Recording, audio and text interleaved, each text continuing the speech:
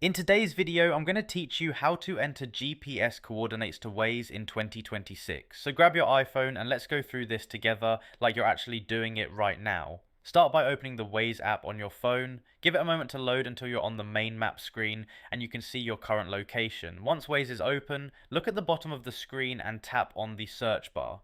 This is the same place you'd normally tap to search for an address or a business.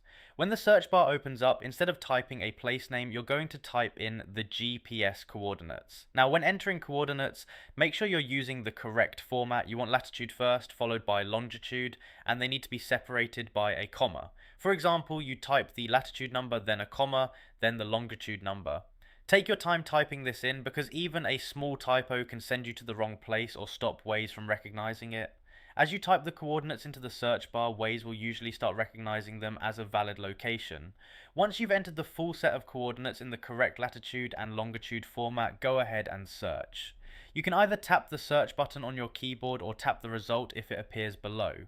After searching, Waze will drop a pin on the map exactly where those GPS coordinates are located. Take a quick second to look at the map and make sure the pin looks right. This is especially helpful if the coordinates were shared with you or copied from another source because you can visually confirm the location before starting navigation.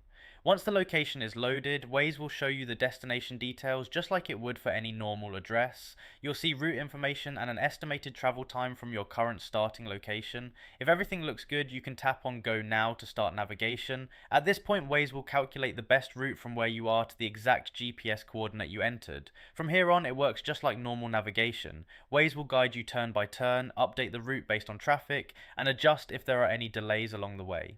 This feature is really useful when you're heading to places that don't have a clear address, like remote locations, hiking spots, construction sites, meeting points, or locations shared through coordinates instead of names. It's also handy if someone sends you coordinates directly, and you want to plug them in quickly without converting them into an address. If Waze doesn't recognize the coordinates right away, double check the format, make sure there's a comma between the latitude and longitude, and that there are no extra spaces or missing numbers. Also make sure you didn't accidentally reverse the order because latitude always comes first, followed by longitude. You can also paste coordinates directly into the search bar if you copied them from a message, email, or website. Just tap and hold in the search bar, paste the coordinates, and search. This often reduces errors and saves time.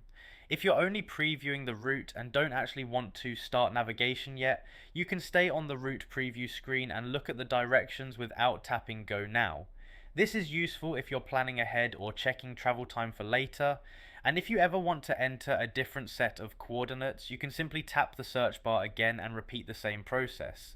Waze doesn't limit how often you can do this, and it works the same way every time. So just to go through it one more time in a smooth, natural flow, you open Waze, tap the search bar, type in the GPS coordinates separated by a comma. Make sure they're in latitude and longitude format, search the coordinates, and Waze will show you the route from your starting location. And that's it. That's how you enter GPS coordinates into Waze on your iPhone in 2026. It's simple once you know the format, and it makes navigating to exact locations fast and reliable, even when there's no address to work with.